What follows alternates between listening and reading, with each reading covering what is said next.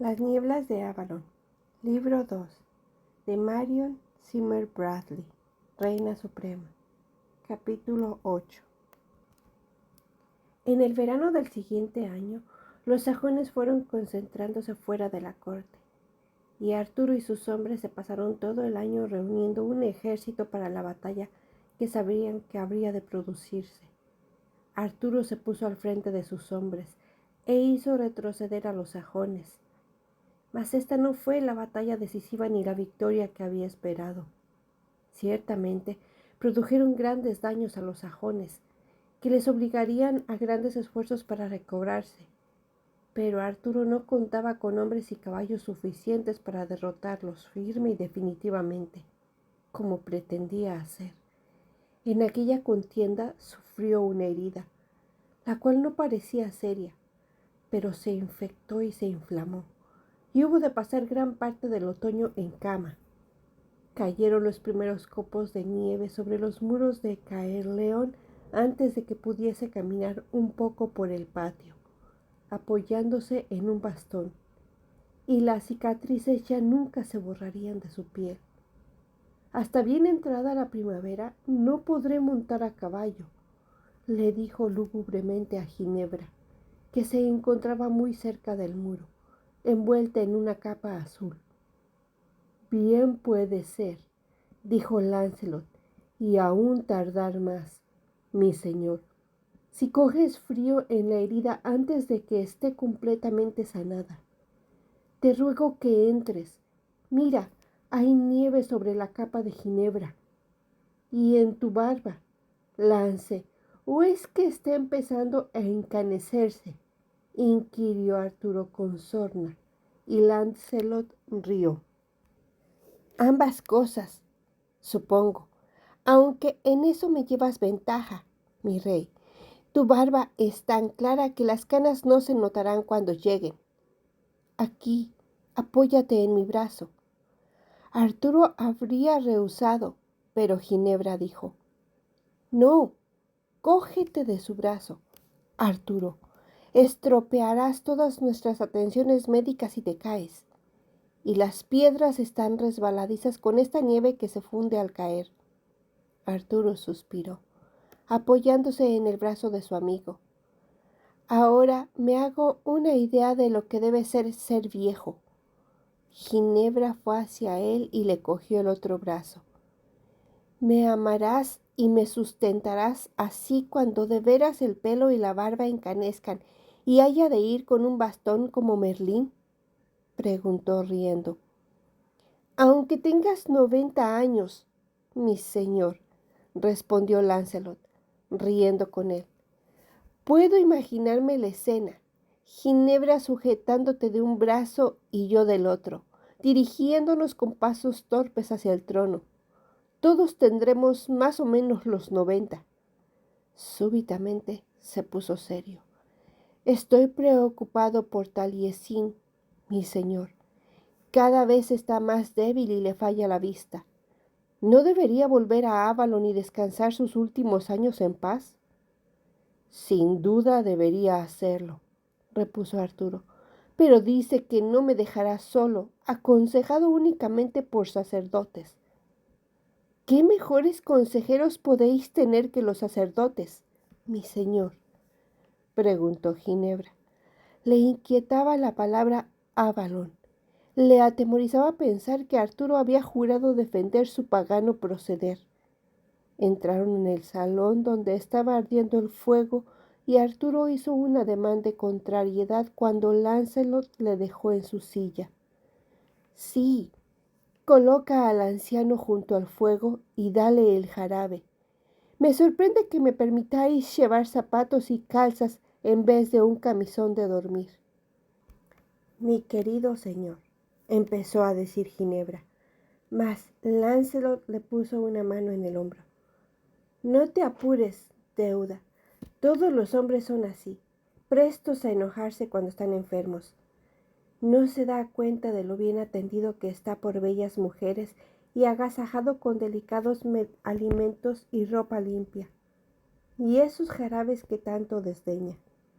yo me he encontrado herido en el campo de batalla, atendido por un osco viejo demasiado tullido para luchar, yaciendo sobre mis propios excrementos, porque no podía moverme y nadie se acercaba para ayudarme, contando exclusivamente con un poco de cerveza amarga y pan duro para mojar en ella. Deja de gruñir, Arturo, o procuraré que te cures de tus heridas de la manera viril que corresponde a un verdadero soldado. Sí, estoy seguro de que lo haría, dijo Arturo, sonriendo con afecto a su amigo.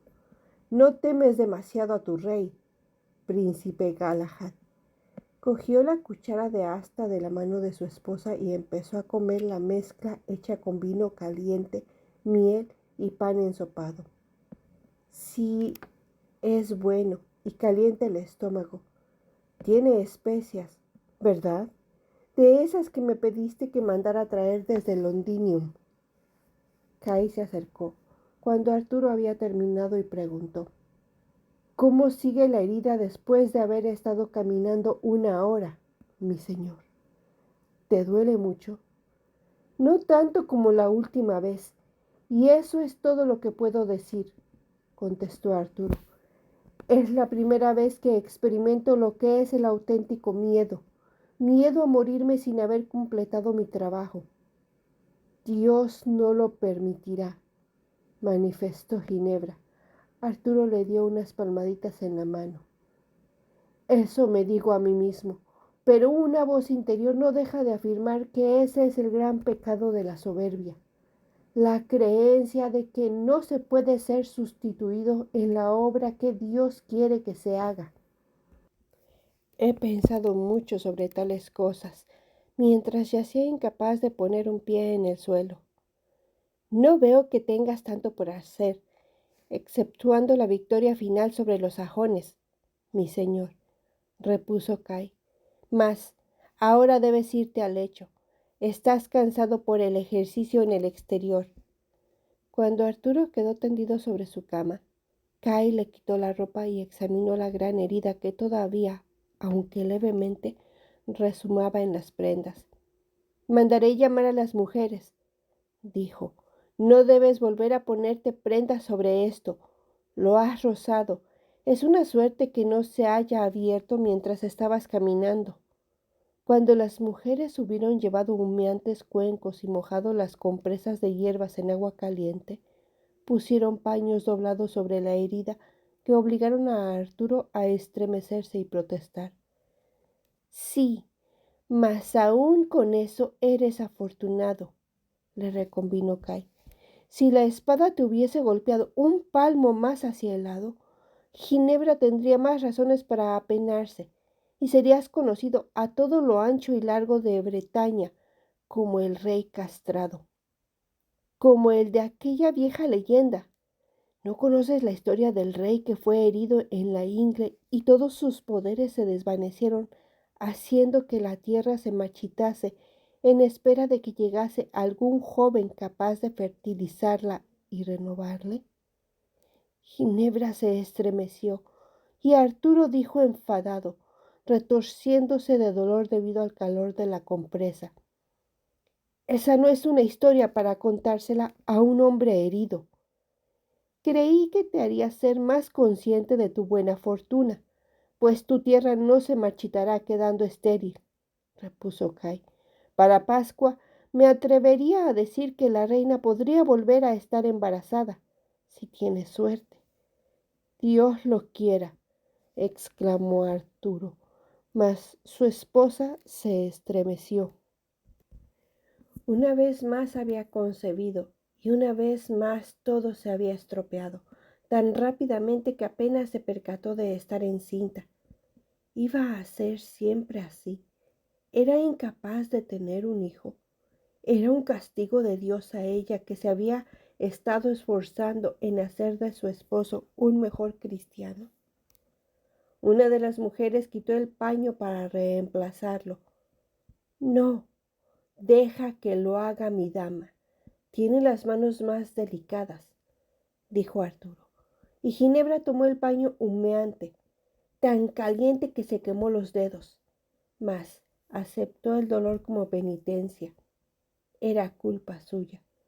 Todo era culpa suya. Había sido un error el que se casara con ella. Entonces tenía 18 años y ya habían pasado sus años más fértiles. Tal vez, si Morgana estuviera aquí, con seguridad le instaría a hacerme un conjuro que me devolviese la fertilidad. Me parece que ahora necesitaríamos los saberes curativos de Morgana, dijo. La herida de Arturo no mejora como debiera, y ella es una notable experta en las artes curativas, como la señora de Avalon.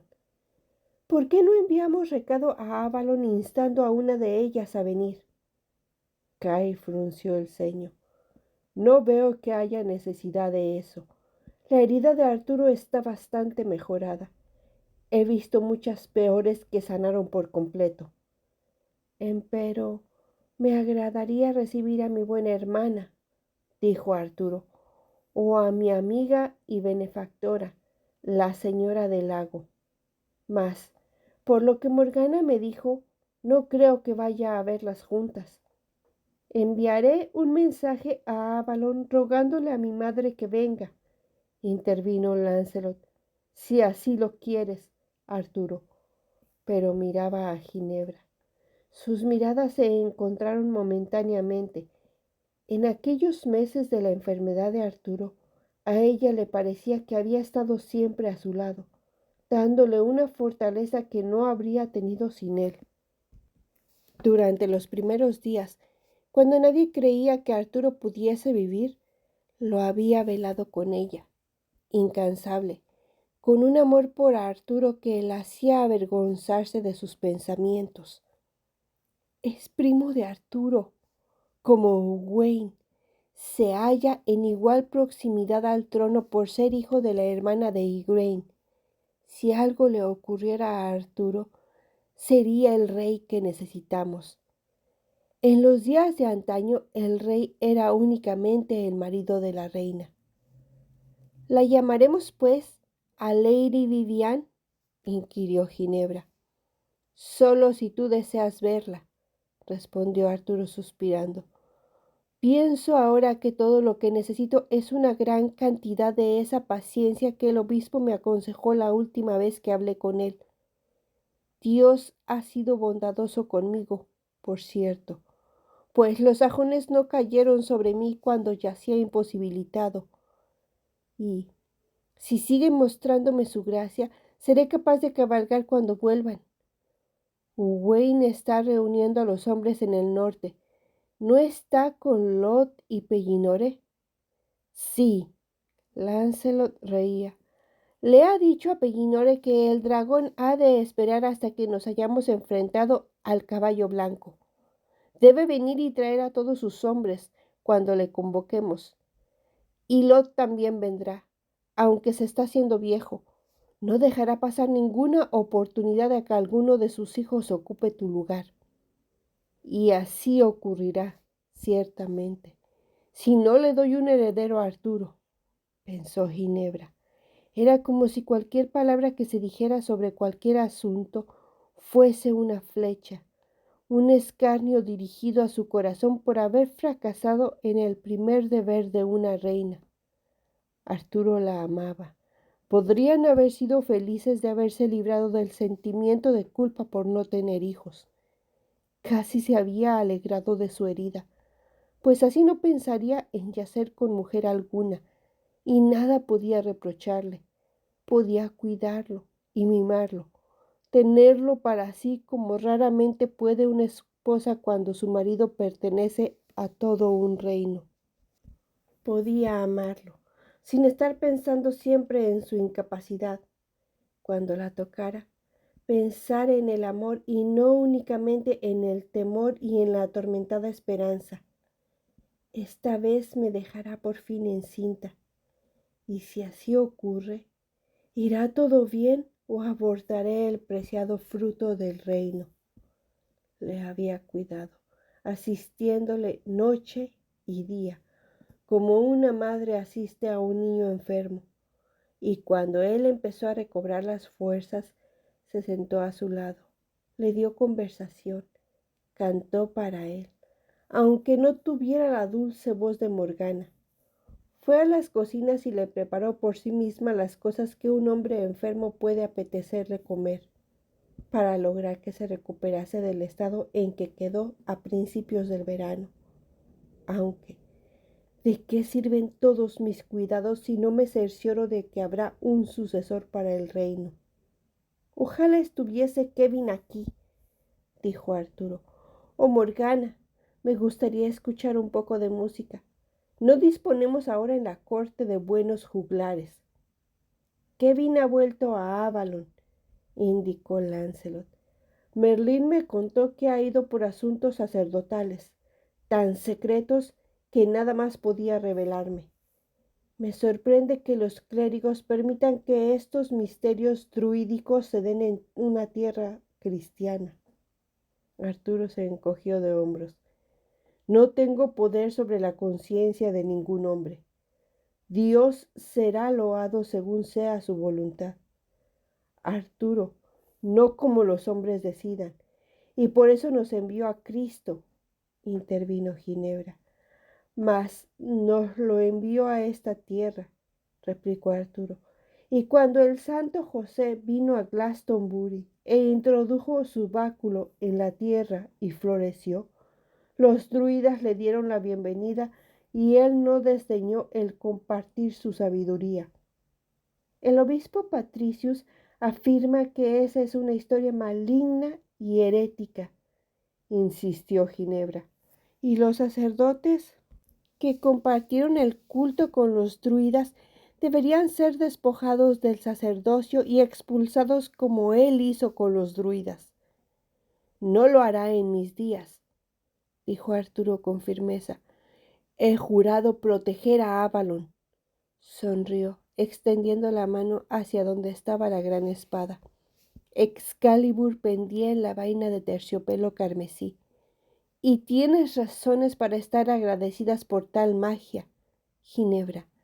De no haber tenido esa vaina conmigo, nada podría haberme salvado. Aún portándola, estuve a punto de desangrarme hasta morir, y solo su mágico poder restañó la sangre. ¿No sería yo peor que un ingrato si traicionara su buena voluntad? ¿Eso crees?, preguntó ella. ¿Vas a poner la magia y las brujerías por encima de los designios de Dios? Amada mía, dijo Arturo, acariciándole el rubio cabello, ¿crees que el hombre puede lograr algo que se oponga a la voluntad de Dios? Si esta vaina impidió que me desangrara hasta morir, es porque no era voluntad de Dios que feneciera. Me parece que mi fe está más cerca de Dios que la tuya, si temes que algún brujo pueda alterar sus deseos. Todos estamos en sus manos. Ginebra miró fugazmente a Lancelot. En su cara se dejaba ver una sonrisa, y por un momento se le ocurrió que se estaba burlando de ellos, mas después pensó que estaba equivocada, que lo que le pareció una sonrisa no había sido más que una leve sombra.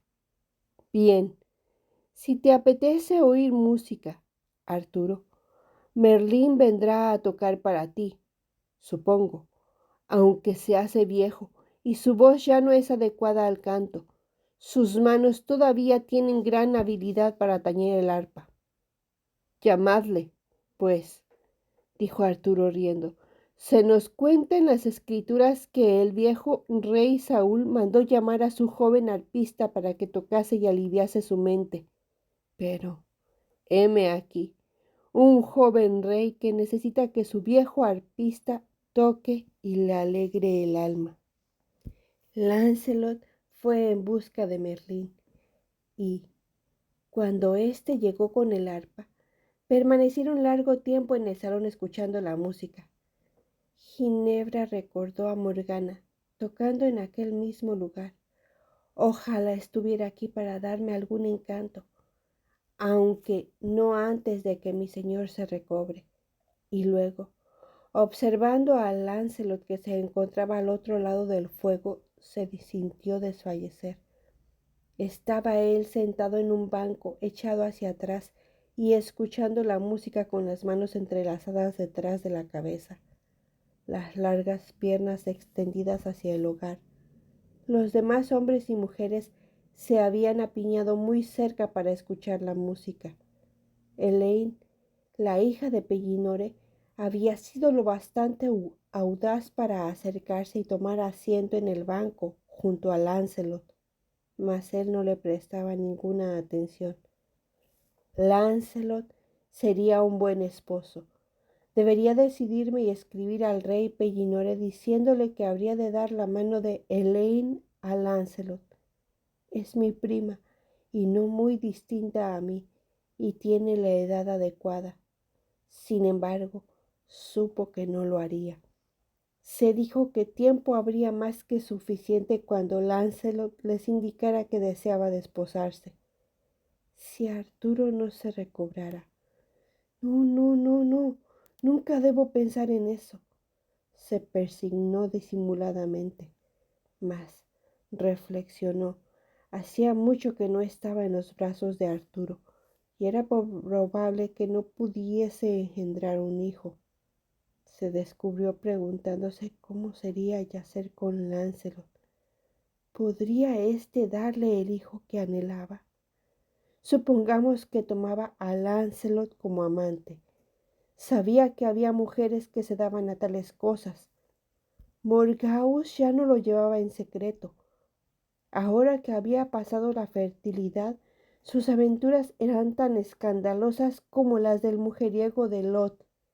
Sintió que el rubor le subía a las mejillas y esperó que nadie lo hubiese notado, mientras miraba las manos de Lancelot que descansaban sobre sus piernas, y se preguntaba cómo sería verse acariciada por ellas.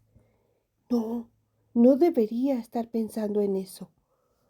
Cuando las mujeres toman amantes deben tener cuidado de no quedarse encinta, no tener un hijo que les traería la desgracia a ella o la vergüenza a sus maridos. Mas, si fuera estéril, nada importaría. Sería su buena fortuna. En el nombre de Dios, ¿cómo podía ella, una mujer casta, tener tan malos pensamientos? Ya la habían asaltado tales ideas anteriormente, y cuando las dijo en confesión, el sacerdote le respondió que era razonable, que debido a la larga enfermedad de su marido, sus pensamientos se volvieran hacia estas cosas. No debía sentirse culpable, sino orar mucho y cuidar de su esposo, pensando que para él era aún más difícil. Ginebra lo había reconocido como un consejo bueno, sensato y cortés, mas sentía que no había comprendido del todo hasta qué punto era una mujer pecadora y cuán malignos y despreciables eran sus pensamientos. De otra forma, con seguridad, la habría reprendido imponiéndole una pesada penitencia, tras lo cual se habría sentido mejor y más libre. Lancelot nunca le reprocharía que fuera estéril. Se dio cuenta de que alguien había pronunciado su nombre y levantó la cabeza, confundida, como si sus pensamientos estuvieran expuestos ante todos. No más música, mi señor Merlín, dijo Arturo. Mirad, está oscureciendo y mi dama se duerme sobre el banco. Está agotada de tanto atenderme. Cai, ocúpate de que los hombres cenen, pero yo me retiraré al lecho y allí comeré algo. Ginebra se puso de pie, fue hasta Elaine y le pidió que ocupara su lugar en el salón. Ella acompañaría al rey. Cai se dirigió a ver a los sirvientes, y Lancelot se demoró para ayudar a Arturo, que, con la ayuda del bastón y cojeando, iba hacia su cámara. Lancelot colocó a Arturo en el lecho con tanto cuidado como cualquier enfermera. Si necesitas algo durante la noche, manda a buscarme. Ya sabes dónde duermo, le dijo en voz baja a Ginebra. Puedo levantarle con mayor facilidad que nadie. Oh, no, no creo que no habrá necesidad alguna por ahora, repuso ella, pero te lo agradezco. Parecía tan alto de pie junto a ella. Apoyó la mano amablemente sobre su mejilla.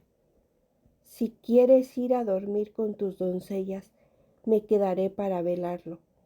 Tienes aspecto de necesitar una larga noche de sueño ininterrumpido. Eres como una madre cariñosa que no descansa hasta que su niño puede dormir sin agitarse. Yo cuidaré de Arturo.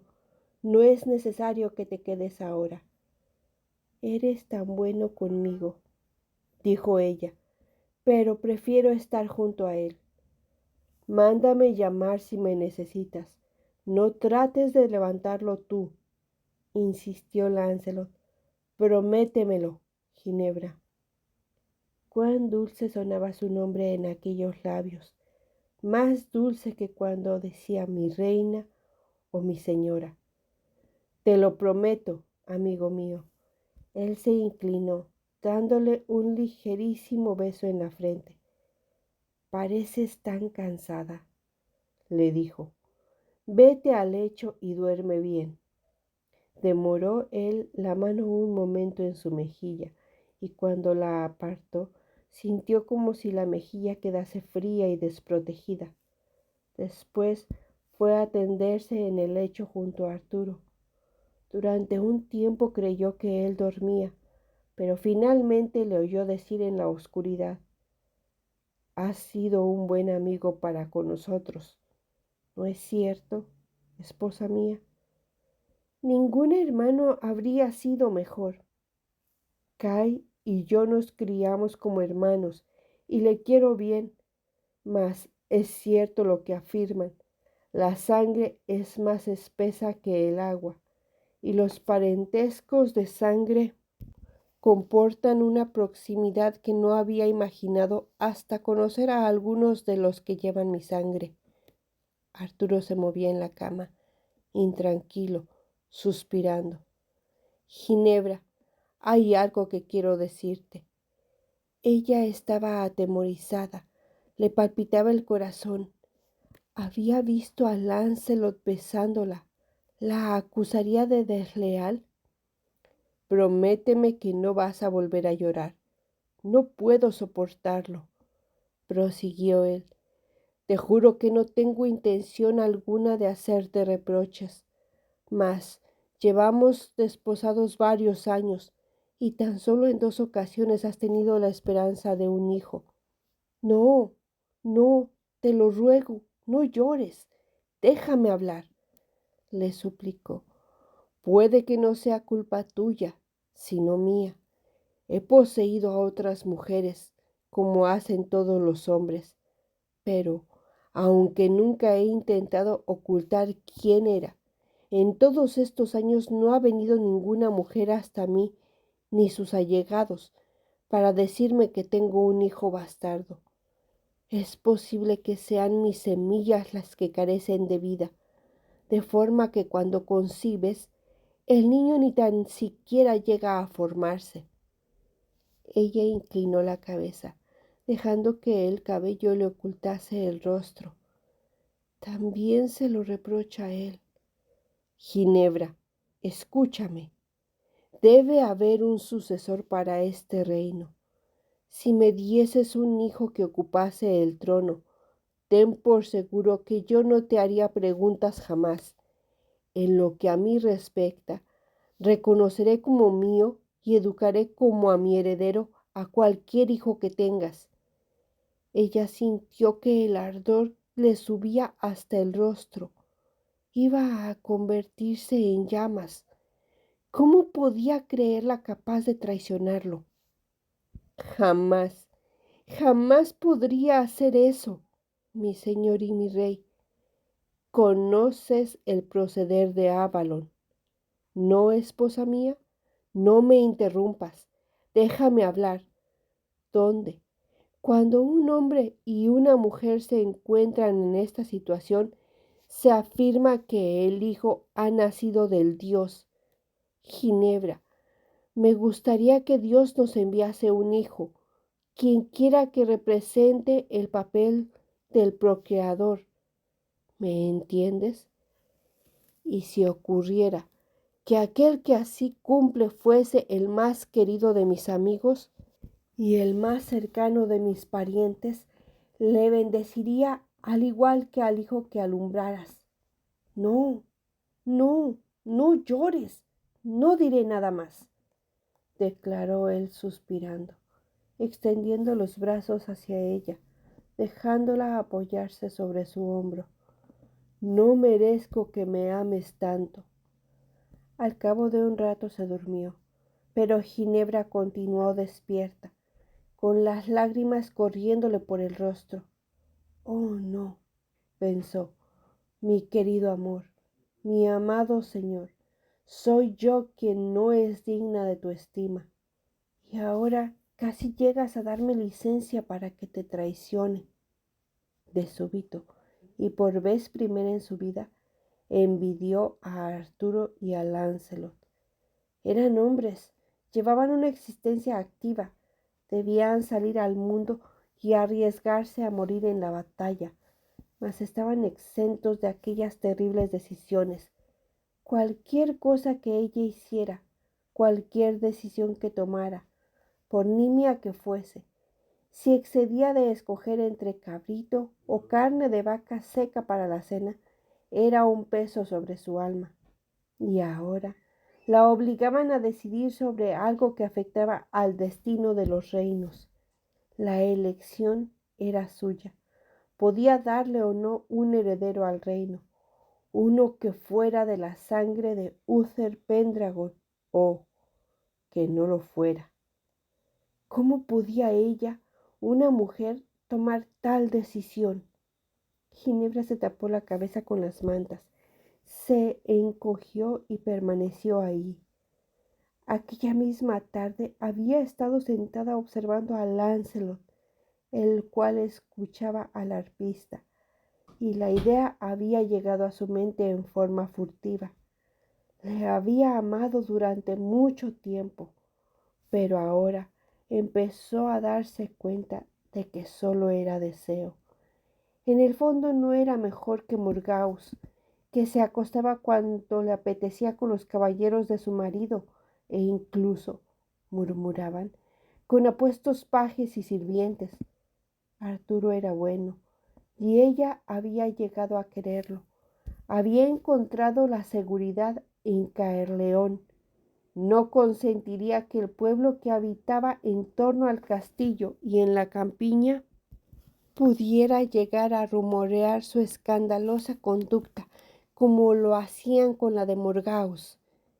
Ginebra deseaba ser buena, mantener limpia el alma y plena de virtud, pero también significaba mucho para ella que el pueblo la viera virtuosa y pensara en ella como en una reina buena e intachable. Nada malo sabía sobre Morgana. Por ejemplo, había vivido a su lado durante 3 años y era, hasta donde sabía, tan virtuosa como ella misma. Empero, se rumoreaba que Morgana era una bruja porque había morado en Avalon y tenía conocimientos y saber sobre hierbas curativas y apariciones, con lo cual los cortesanos y la gente de los alrededores hacía correr el bulo de que estaba confabulada con el pueblo de las hadas y con el demonio. E incluso ella, conociendo a Morgana como la conocía, a veces se preguntaba cómo podía ser completamente falso lo que tanta gente comentaba. Y al día siguiente debía encontrarme con Lancelot y realizar su trabajo al lado de Arturo, sabiendo que le había dado licencia. ¿Cómo podría volver a mirar a Lancelot a los ojos? Él tenía sangre de Avalon, era hijo de la Dama del Lago, y cabía la posibilidad de que pudiera leer los pensamientos, de que pudiera mirarla y saber cuánto estaba pensando. Y entonces la ira hizo acto de presencia tan violentamente que se asustó. Fue recorriendo su tembloroso cuerpo en oleadas. Ginebra, yaciendo ahí, airada y temerosa, pensó que nunca volvería a atreverse a atravesar las puertas de aquella habitación ante el miedo que le producía tener que decidir. Todas las mujeres de la corte deseaban a Lancelot. Sí, incluso la misma Morgana. Ella había visto a su cuñada mirándole y por tal motivo, cuando Arturo, tiempo atrás, dijo que debían desposarse, quedó consternada, pues Lancelot seguramente encontraría a Morgana demasiado audaz y quizá incluso se habían enfadado, porque un día o dos antes de que Morgana partiera para Avalon, notó que se hablaban menos de lo acostumbrado y que evitaban mirarse. Echaba en falta a Morgana, sí, mas, con todo, se alegraba de que no estuviera en la corte y no enviaría a nadie a Tintagel para recabar noticias de ella. Si estaba ahí, se imaginó repitiéndole a Morgana cuanto Arturo acababa de decir. Se moriría de vergüenza. Y aún así, sospechaba que Morgana podría reírse de ella. Seguramente diría que le tocaba a ella decidir si tomaba o no como amante a Lancelot. O tal vez, incluso, que le tocaba decirlo a Lancelot. Entonces fue como si una ardiente llama le atravesara, como los fuegos del infierno. Pensar que pudiera ofrecerse a Lancelot y él llegara a rechazarla. Con seguridad se moriría de vergüenza. No sabía cómo iba a poder soportar el mirar de nuevo a Lancelot o a Arturo o a ninguna de las damas que nunca habían sido tentadas de tal forma. Hasta consideraba vergonzoso hablar de esto a los sacerdotes, pues sabrían que Arturo era menos cristiano de lo que debía ser. ¿Cómo podría soportar el salir al exterior de nuevo, dejar el seguro y protegido espacio de esta estancia y este lecho? Se sentía casi enferma. Mañana le contaría a las damas que se hallaba excesivamente fatigada de cuidar a Arturo noche y día. Continuaría siendo, como siempre había sido, una buena y virtuosa reina y una mujer cristiana. Ni siquiera podía imaginar ser otra cosa. Arturo estaba angustiado a causa de la herida y de la larga inactividad. Eso era todo. Cuando se encontrara sano y seguro de sí, sería incapaz de pensar en cosas semejantes y, sin duda, le estaría agradecido porque ella no había escuchado sus desvaríos y los había salvado a ambos de un espantoso pecado. Mas, cuando estaba a punto de caer en un profundo sueño, recordó algo que había dicho una de sus damas hacía mucho tiempo. Fue unos pocos días antes de que Morgana abandonase la corte. Había dicho que Morgana debería hacerle un conjuro. Bueno, debería, sí. Morgana le encantaba de manera que no le quedase más remedio que amar a Lancelot. Se vería libre de aquella horrible elección. Cuando regrese Morgana, reflexionó, hablaré de esto con ella. Pero Morgana no había visitado la corte en los 2 últimos años y pudiera ser que nunca más lo hiciera.